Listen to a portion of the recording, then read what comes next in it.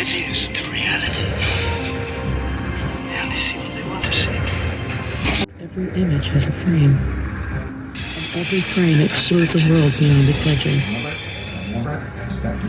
People are oblivious to reality. Shift their perspective. Who's got the thing? Old therapist told me that when I get close to people, I have a tendency to self-sabotage, and I thought that was bullshit, so I ghosted her. And then I finally went back because I finally dated enough people who all gave me the exact same feedback about my shitty personality. You know that romantic quota you hit where you're like, uh-oh, might be me. Oh, the reviews are in and they are unanimous. That's a bummer. So after a really bad breakup a few years ago, I finally took a long, hard look at myself and said, okay, Taylor, 5 out of 5 dudes all think that in fights, you behave like a raccoon trapped in a trash bag. So maybe it's time to get some Klonopin or a rabies shot. People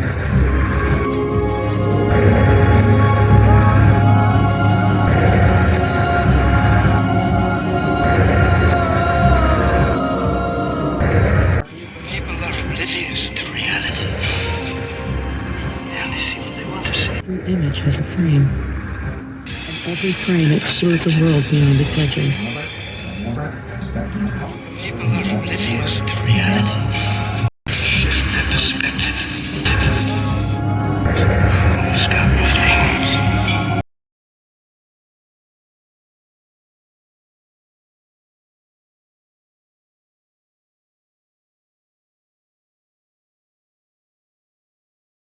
People. They really don't. Their lens is so often through their own eyes. Now, this is not to say that they don't sometimes see their behavior, but a purely untreated borderline is going to have a really hard time understanding that when they treat you a certain way, it hurts you or makes you feel a certain way, and that there's a reciprocity to that. Or maybe it's not even reciprocity, maybe it's just their behavior towards you is causing you to react some kind of way. But because they have a hard time seeing their behavior as not justified, as unjustified, because they see it through their lens, they have a hard time understanding how their behavior hurts, wounds, and impacts you and anyone else that they have a relationship with. People are oblivious to reality. They only see what they want to see. Every image has a frame. Every frame extrudes a world beyond its edges. People are oblivious to reality. Shift their perspective. Who's got the thing? People are oblivious to reality. They only see what they want to see. Every frame extrudes a world beyond its edges. People are oblivious to reality. Shift their perspective. Who's got the thing? Every image has a frame.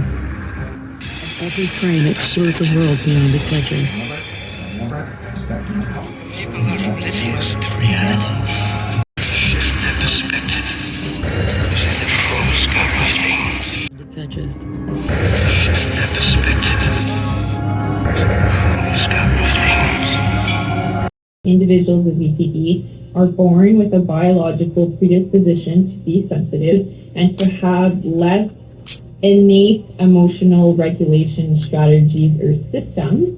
So if we're born with this predisposition to being sensitive, paired then with this overly seeing the negative things in our lives. Borderline clients perceive or experience emotional situations, including conflicts and other relational situations, more intensely. A computer program was used to make a range of faces from neutral here all the way to happy, or from happy all the way to angry. And people with BPD or without BPD were invited into the lab and shown these faces one at a time like this. And what the scientists found is that people with BPD quickly notice and pay more attention to angry faces than might people without BPD. They judge ambiguous, meaning faces kind of in the middle that don't have so clearly a strong emotion, to be angry. And they have more trouble distinguishing the close detail about negative faces. In practical terms, this may suggest that people with PTSD are good at noticing negative emotions, but not as good as other people at getting a more detailed sense of what's going on. This could put them at risk of confusing another person's negative expression, which could have a variety of meanings, such as physical discomfort, disappointment, or puzzlement. Someone with BPD might see it as certainly angry. This result that people with BPD understand ambiguous faces, that's faces without one clear specific emotion, as angry. Because they're hypersensitive to negative memories, negative sensations, the reactivity of those negative emotions is a lot more prominent than the positive. So the amygdala then is a brain region that responds to threats. And in BPD, the amygdala is more active all the time and more active than it would be in control subjects when seeing faces. So there's another brain region that we now should talk about called the prefrontal cortex, or PFC.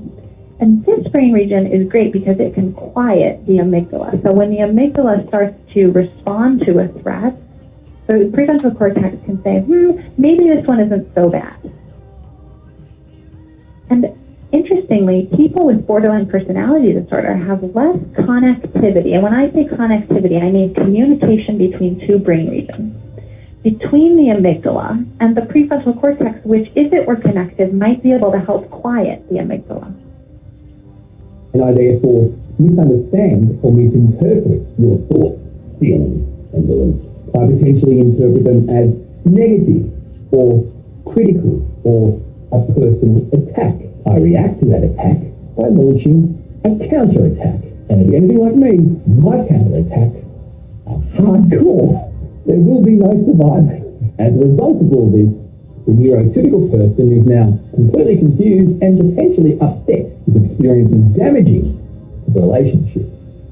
And as it occurs over time, repeatedly, the relationship is broken. That's mind blindness as it plays out between an autistic person and a neurotypical. There's moments where like my ego pipes up and I'm like, you're not going to tell me what to do. My dad told me what to do. You know, this teacher told me what to do. And it's like bitterness comes out and this anger, part of my BPD, every symptom just shoots. When they're in these emotional, outbursts or whatever intense emotional experiences, they fully believe that that is what is the truth. There is no other ulterior answer to why, and they really buy into and believe every emotion they feel, and they believe it as fact. And it is something that, in the moment, is very real and very intense to them, even if on the outside you see it as, well, that doesn't make sense, or let's just think this through for a minute. In that moment, they are not really able to do that because they're so activated by emotion. Concussion, multiple sclerosis, brain tumors that affect certain areas of the brain, again, can trigger SNIDE. So that, for example, if somebody develops bipolar disorder and there's absolutely, utterly no family history of it. Every image has a frame. They only see what they want to see. Every image has a frame. Every frame extrudes a world beyond its edges. People are oblivious to reality. Shift their perspective. See the full scope of things. They only see what they want to see. Every frame extrudes a world beyond its edges. People are oblivious to reality. Shift their perspective. See the full scope of things. Every image has a frame. Every frame extrudes a world beyond its edges. People are oblivious to reality. Shift their perspective. Full scope of things. You might see a person who, tended to not really own their behavior, who easily got triggered, who in the moment would say and do whatever they felt, regardless of who it hurt. Proverb that tells us to be careful of our thoughts, because our thoughts become our words. To be careful of our words, because our words become our actions, which become our habits, which become our character, which becomes our destiny or our legacy. These puzzles show how our thoughts, or the stories we tell ourselves about the world we see, can sometimes be distorted. Sometimes we see things that aren't there, and sometimes we fail to see things that are in plain sight. If these kinds of thoughts become our destiny, we have a problem. It was that long ago that you would treat me and speak to me that way and just discard people. No. We do vulnerability, and here's the thing, you only have two options. Because you only have two options. You do vulnerability knowingly, or vulnerability does you. Vulnerability shows up at you, and if you don't know, just go home and say, hey, do you think I do vulnerability well? To someone you love, and then step back a couple steps and take in the truth. There's moments where like my ego pipes up and I'm like, you're not going to tell me what to do. Like bitterness comes out and this anger part of my BPD, every symptom just shoots up and the child in me comes out. But that activated nervous system that I live with still, making amends with my nervous system, the child in me, I'm still doing that inner child work, right? And that's the difference, is that I'm not responding to the person in front of me sometimes. I'm responding to so many people who made me do so many different things. And this is why I'm moving my head like this, because you aren't going to tell me what to do anymore. This anymore. You're such a dick. Every day I wake up and I hope you're dead. Then, like, if I can guarantee Henry would be okay, I hope you get an illness and they get hit by a car and die.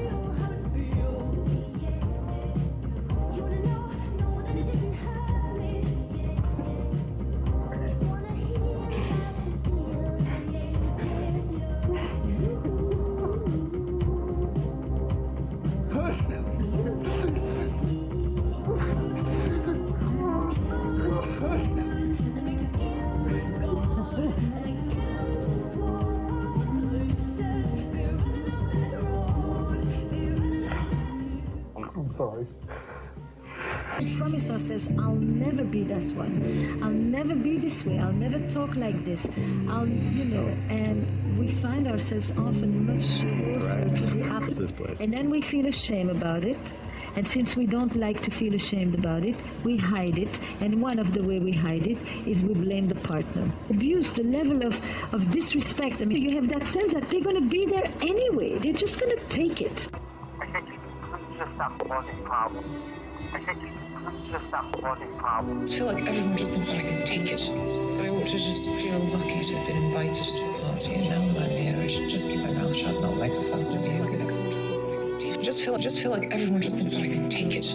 But I ought to just feel lucky to have been invited to the party. And now that I'm here, I should just keep my mouth shut and not make a fuss. Just feel like everyone just thinks I can take it. Just feel like everyone just thinks I can take it. But I ought to just feel lucky to have been invited to the party. And now that I'm here, I should just keep my mouth shut and not make a fuss. Just keep my mouth shut and not make a fuss. Just keep my mouth shut and not make a fuss. Just keep my mouth shut and not make a fuss. Just keep my mouth shut and not make a fuss.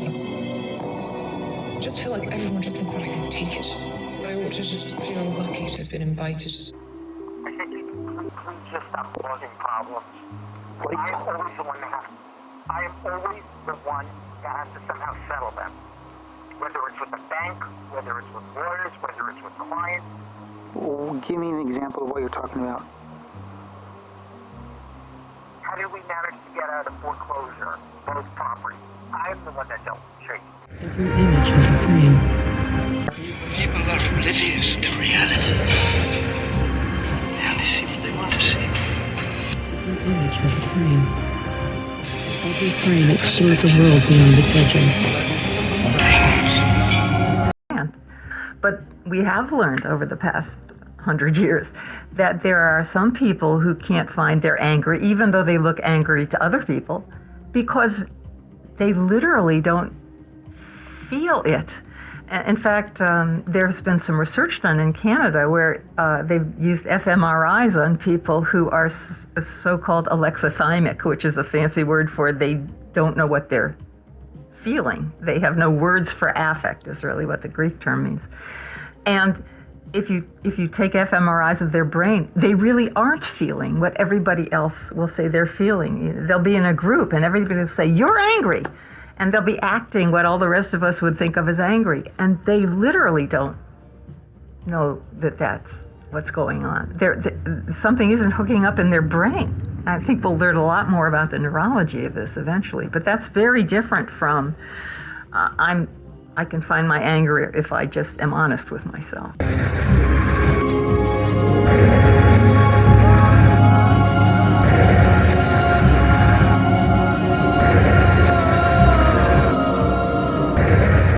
Power in being selfish. So if you're selfishly wanting to make yourself feel good about who you are, and your self-esteem is built around being humble, always listening, always learning, always being willing to admit when you're wrong, now suddenly the most selfish act you could do is be humble. The most selfish thing you could do is listen to somebody else. The most selfish thing that you could do is acquire new skills, or admit when you're wrong, or realize that you have an inadequacy, and to stare at that inadequacy. This is a very long answer, because this is very important. It is the single most powerful thing that you could do. Often it's very subtle, but sustained, and over a period of days, months, sometimes years, people are slowly ground down.